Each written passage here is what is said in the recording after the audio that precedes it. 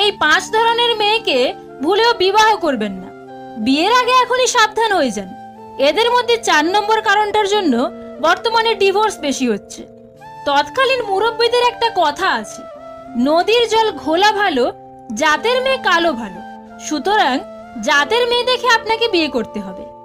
আজকের ভিডিওতে যে 5 ধরনের মেয়ে সম্পর্কে বলবো, এই 5 ধরনের মেয়ের মধ্যে যদি আপনি যে কোনো এক ধরনের মেয়েকে বিয়ে করেন, তাহলে 1 বছর, 2 বছর অথবা 3 বছরের মাথায় আপনার ডিভোর্স কনফার্ম। 1, যে মেয়ের স্বামী আছে। খাতা কলম প্যাড নিয়ে আসুন, আমি লিখে দেব। আপনি জীবনেও সুখী হতে পারবেন না যদি স্বামী থাকা অবস্থায় কোনো মেয়েকে বিবাহ করেন। ধরুন আপনি এমন একটা মেয়ের সাথে সম্পর্ক করলেন যার স্বামী বিদেশে থাকে, কিংবা তার স্বামী কাজের সূত্রে বাইরে থাকে, বা দেশের বিভিন্ন জায়গায় ট্যুর দিয়ে বেড়ায় এবং সপ্তাহে 1 দিন করে বাড়িতে আসে। সেই মেয়েকে আপনি পটিয়ে বিয়ে করলেন, তাহলে আপনি সুখী হতে পারবেন না। এরকম অনেক উদাহরণ আছে যারা এই পরকীয়ার মাধ্যমে বিয়ে করেছে এবং এদের একটা বিয়েও টেকেনি। খুব সম্ভবত 3-4 বছর কিংবা 5 বছরের মাথায় ডিভোর্স হয়ে গেছে।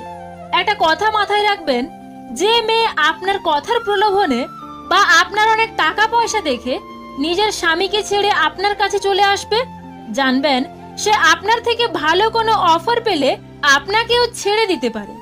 সুতরাং যে মেয়ের স্বামী আছে এমন মেয়েকে কখনোই বিবাহ করবেন না।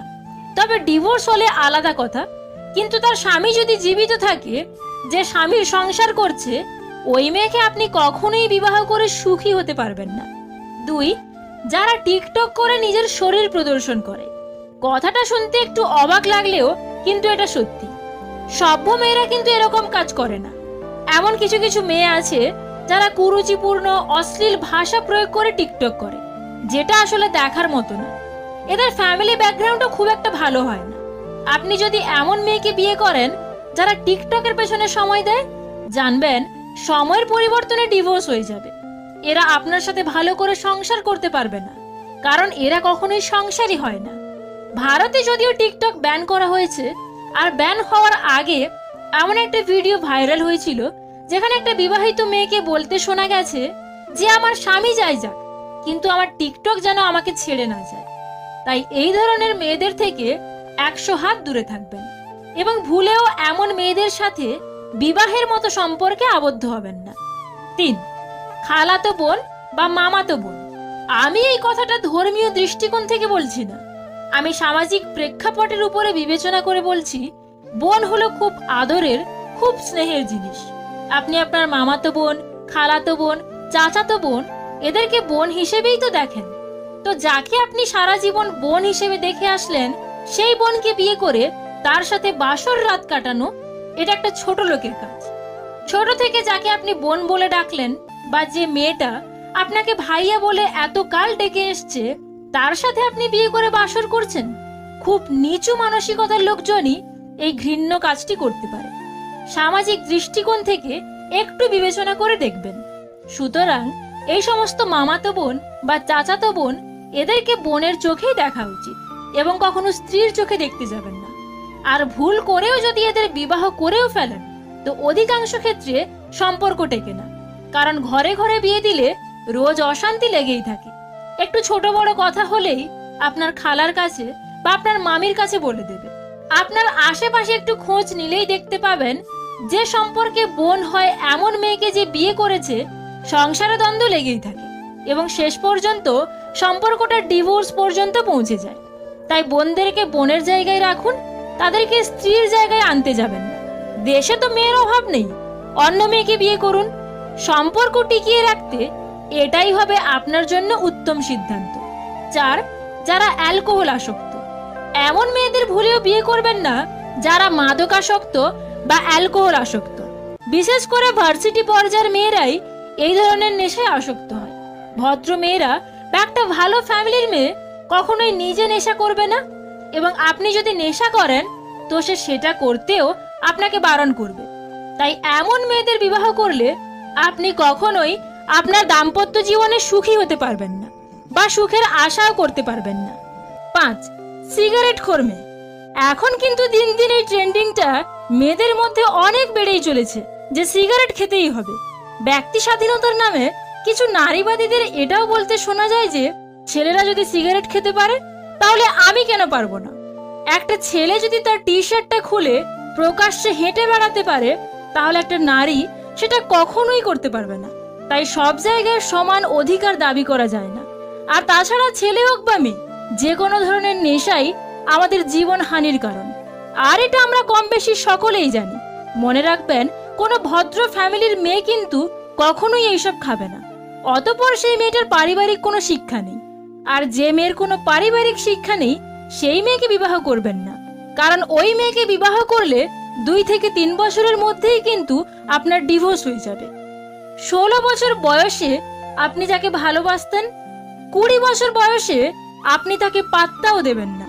20 বছর বয়সে যার অবহেলায়, টেনশনে চোখের নিচে ডার্ক সার্কেল ফেলেছেন, 25 বছরে তার থেকে নিজেকে দূরে সরিয়ে নেবেন। স্নাতক প্রথম বর্ষে যে পরীক্ষায় ফেল করে অঝরে কেঁদেছিলেন, ফাইনাল ইয়ারে পাশ করার পর সেটা একেবারেই ভুলে যাবেন। বন্ধুরা, মানুষের মন সর্বদা পরিবর্তনশীল। ম্যাচুরিটি বৃদ্ধি পাওয়ার সাথে সাথে মানুষ অনেক কিছুই নির্দ্বিধায় ত্যাগ করে দিতে পারে এবং ত্যাগের মাধ্যমেই সে প্রকৃত প্রশান্তি লাভ করতে পারে। জীবনে আপনি যা কিছু একসময় অপরিহার্য ভেবেছেন, এখন এসে আপনার মনে হচ্ছে ওটা না পেয়ে ভালোই হয়েছে, কারণ স্রষ্টা তার চেয়েও উত্তম কিছু আপনার জন্য বরাদ্দ করেছেন। আজ আপনি যেসব সমস্যার সম্মুখীন হচ্ছেন তা দেখে মনে হতেই পারে এখানেই বুঝি শেষ। নিশ্চিত থাকুন, সব কুয়াশা একদিন কেটে যাবে এবং এই পরিস্থিতিটারও শেষ হবে। বিশ্বাস করুন, সৃষ্টিকর্তার ইচ্ছায় সব তিক্ততা চলে যায় এবং সময় সব কিছু ঠিক করে দেয়। তোমরা বলো শুধু মেয়েরা নাকি টাকার পাগল, কিন্তু আমি তো দেখলাম টাকা ছাড়া মা বাবাও ভালোবাসে না। ধরো তোমরা 2 ভাই, একজন চাকরি করে আর তুমি বেকার। তুমি চাকরি করো না বলে হয়তো তোমার বাবা মা তোমাকে ফেলে দেবে না, কিন্তু তোমার চাকরিজীবী ভাইয়ের মতো তোমাকে কখনোই ভালোবাসবে না। এটাই সত্যি। ভেঙে পড়ার কিছু নেই, কারণ চিরদিন কেউ পাশে থাকে না। দিন শেষে একা একা পথ চলতে হয়। গীতার কিছু কথা যা প্রত্যেকটা ব্যক্তির জানা উচিত। 1, যা আপনার নয় তার উপর কখনোই অধিকার দাবি করবেন না, এবং যে বুঝতে চায় না তার কাছে কখনো দুঃখ প্রকাশ করবেন না। 2, নিজের মধ্যে সেই পরিবর্তন আনুন যা আপনি অন্যদের মধ্যে দেখতে চান। 3, আপনি যদি জীবনে এগিয়ে যেতে চান তাহলে বধির হয়ে যান, কারণ বেশিরভাগ মানুষের কথাই অপর ব্যক্তির মন খারাপ করে দেয়। 4, সমালোচনার ভয়ে আপনার লক্ষ্য ত্যাগ করবেন না, কারণ লক্ষ্য অর্জনের সাথে সাথে সমালোচনাকারীদের মতামত পরিবর্তন হয়। 5, আজ যদি কোনো কিছু কঠিন হয়, আগামীকাল তা একটু ভালো হবে। শুধু আশা হারাবেন না, ভবিষ্যতে অবশ্যই একটা ভালো দিন আসবে। 6, প্রতিদিন 1% হলেও নিজেকে উন্নত করতে হবে। 7, একা চলতে শিখুন, কারণ কারোর সমর্থন যতই সত্য হোক না কেন, আসল লড়াই আপনাকে একাই লড়তে হবে। 8, একটা খালি পেট এবং একটা খালি পকেট জীবনকে যা শেখায় তা কোনো বিশ্ববিদ্যালয়, এমনকি কোনো শিক্ষকও তো শেখাতে পারবে না। 9, জীবনে অর্থের পাশাপাশি আপনাকে অবশ্যই ভালো আচরণও উপার্জন করতে হবে, কারণ 4 কোটি টাকা শ্মশানে যায় না, আপনাকে ছাড়তে আসবে মাত্র 4 জন। তাই ভালো আচরণ রাখুন। 10, আপনি যতই দামি গাড়িতে যান না কেন, শেষ যাত্রাটা শুধু বাঁশেরই করতে হয়। এটাই জীবনের আসল সত্য। 11, জল গাছকে তার সারা জীবন দিয়ে বড় করে, সম্ভবত সেই কারণেই কাঠকে জল ডুবতে দেয় না। 12, সর্বদা এমন লোকেদের সাথে থাকুন যারা আপনাকে সাফল্যের দিকে নিয়ে যাবে। 13, আপনার সাফল্যে আপনার পরিবার ছাড়া অপর কেউ খুশি হয় না, এটা হলো কটু সত্য। 14, প্রেম তো একটা মন গড়া জিনিস, প্রকৃত কোনো কারণ ছাড়া কেউ তোমার বন্ধুও হয় না। 15, যারা আপনাকে কোনো প্রত্যাশা ছাড়াই ভালোবাসে তারা হলো আপনার বাবা মা। 16, প্রতিটা মানুষের আপনার জীবনে ভিন্ন ভূমিকা থাকে, এবং যখন তার ভূমিকা শেষ হয়ে যায় সে তোমাকে ছেড়ে চলে যায়। তাই বলবান হও, দুর্বল নয়। গাধাকে সৃষ্টি করার পরে সৃষ্টিকর্তা বললেন, তুই আজীবন কঠোর পরিশ্রম করবি, অন্যের বোঝা বয়ে বেড়াবি, তোর মাথায় কোনো বুদ্ধিও থাকবে না। তোকে আয়ু দিলাম 50 বছর। গাধা বলল, সে কি, এত কষ্ট করে আমি এত দীর্ঘদিন বাঁচতে চাই না, দয়া করে আমার আয়ু কমিয়ে 20 বছর করে দিন। সৃষ্টিকর্তা বললেন, যা, তাই দিলাম। কুকুরকে বললেন, তুই হবি মানুষের সবচেয়ে বিশ্বস্ত বন্ধু, কিন্তু মানুষের উচ্ছিষ্ট খেয়ে বেঁচে থাকবি। তোর আয়ু হবে 30 বছর। শুনে কুকুর বলল, দয়া করে একটু শর্ট করে ওইটা 15 করে দিন, এতদিন বাঁচতে চাই না। এইবারও সৃষ্টিকর্তা রাজি হয়ে গেলেন।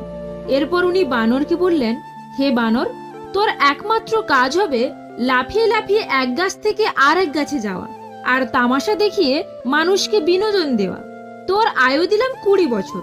সে আবেগে কেঁদে বলল, দেবেনি যখন 10 বছর দেন, আমি এত বড় জীবন দিয়ে কি করব? এইবার মানুষকে বলল, তুই হবি সৃষ্টির শ্রেষ্ঠ জীব, সবচেয়ে জ্ঞানী এবং বিচক্ষণ। তোর আয়ু হবে 20 বছর। সে তো খুশিতে পাগল হয়ে গেল, কিন্তু এত মহৎ জীবন নিয়ে মাত্র 20 বছর। সে করজোরে প্রভুকে বলল, একটা কাজ করা যায় না?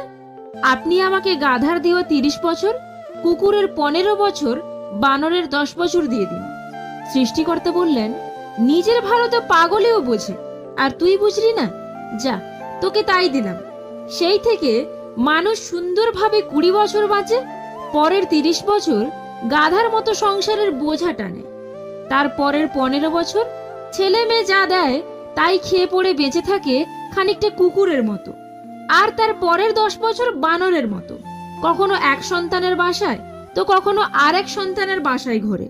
আর নাতি নাতনিদের বিনোদন দেওয়াই হয় তাদের প্রধান দায়িত্ব। ভালোবাসায় নাকি মানুষ বদলে যায় শুনেছিলাম। আমি তো দেখি বিচ্ছেদ হওয়ার পর মানুষ বেশি বদলায়। চেষ্টা করুন যে কারণে আপনি কষ্ট পেয়েছেন সে কারণে যেন অন্য কেউ আপনার থেকে কষ্ট না পায়। সেটা সম্পর্ক হোক কিংবা শান্তি। সবাই ভালো ব্যবহারের যোগ্য হয় না। যে যেমন তার সাথে তেমনই ব্যবহার করা উচিত। এটা অসভ্যতা নয়, এটা প্রয়োজনীয়তা। লক্ষ্য করে দেখবেন, না পাওয়া জিনিসগুলোর পরিবর্তে যেটা পাওয়া যায় সেটা আগের তুলনায় অনেক উত্তম।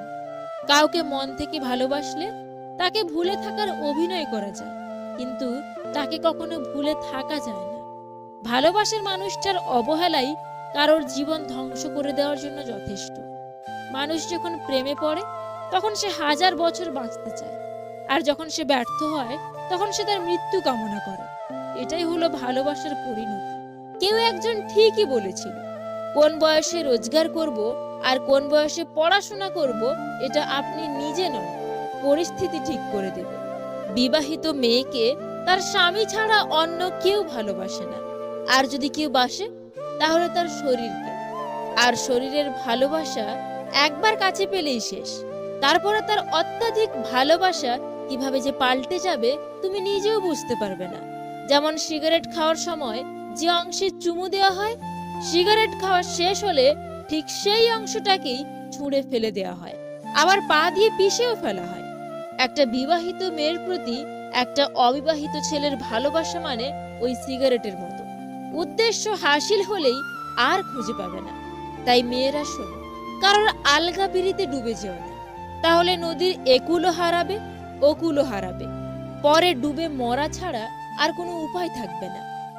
টাকা হলো সেই সাবান যা আজকের সময় সব ধরনের কালো দাগ ধুয়ে পরিষ্কার করে দেয়। কারোর মনে যদি জায়গা করতে চাও, কিছুটা জায়গা তাকেও দাও।